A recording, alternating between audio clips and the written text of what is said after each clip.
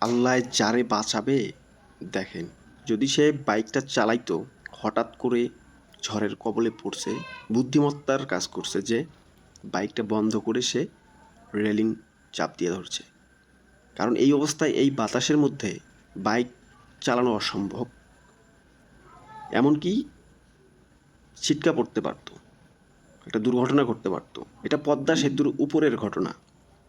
দেখেন, যে পরিমাণে ঝড় বৃষ্টি শুরু হয়েছে, যে পরিমাণে ঝড়, আবহাওয়া, বৃষ্টি, বাতাস এর মধ্যে, এজন্য যারা বাইক ড্রাইভ করেন তাদের উদ্দেশ্য করে বলি, আবহাওয়া খারাপ দেখলে আপনারা সেফ স্থানে অবস্থান করবেন। কেননা বলা যায় না, হঠাৎ বাতাস বৃষ্টি হঠাৎ করেই কিন্তু ঝড় তুফান চলে আসে।